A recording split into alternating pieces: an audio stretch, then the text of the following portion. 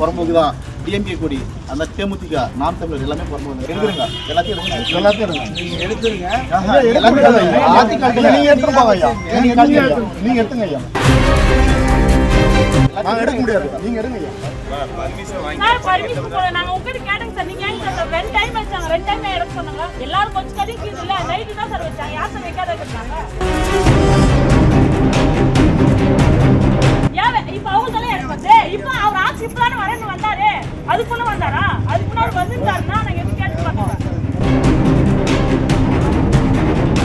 ஏங்க மத்த கட்சிகளுடைய கொடி கம்பம் மட்டும் இருக்கு, தமிழக வெற்றி கழக கட்சியுடைய கொடி கம்பத்தை மட்டும் அகற்ற சொன்னா எப்படிங்க?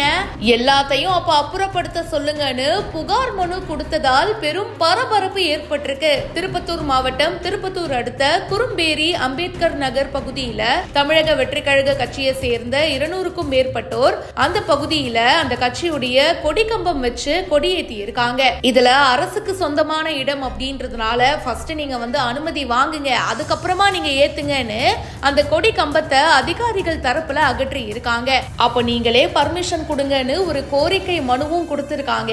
அதனால அந்த கட்சியினர் நேத்து இரவு அதே இடத்துல கொடி கம்பம் அமைச்சு கொடியும் ஏத்தி இருக்காங்க. இதை கேள்விப்பட்ட வருவாய்த்துறையினர் அந்த கம்பத்தை அகற்ற முயன்ற போது தாவேகா கட்சியினர் வட்டாட்சியரிடம் கடும் வாக்குவாதத்துல ஈடுபட்டிருக்காங்க. ஏங்க எங்களை மட்டும் எடுக்க சொல்றீங்க, ஆனா திமுக, அதிமுக, நாம் தமிழர், விசிகா இந்த கட்சி கொடி கம்பங்களும் பாத்தீங்கன்னா உரிய அனுமதி இல்லாம ப்ராப்பரா பெர்மிஷன் வாங்காம தான் அமைக்கப்பட்டிருக்கு. எனவே அதை முதல்ல அப்புறப்படுத்துங்க அப்படின்னு தாவேகா கட்சியினர் கூறி இருக்காங்க. பின்னர் தமிழக வெற்றி கழக கட்சியினர் அனைத்து கட்சியுடைய கொடி கம்பங்களையும் அகற்றுமாறு குறும்பேரி கிராம நிர்வாக அலுவலர்கிட்ட புகார் மனு கொடுத்திருக்காங்க. இதனால் அந்த பகுதியில பரபரப்பான சூழல் நிலவுச்சு. இதை பத்தி உங்களுடைய கருத்துக்களை ஷேர் பண்ணுங்க, இப்பவே ஃபாலோ பண்ணுங்க.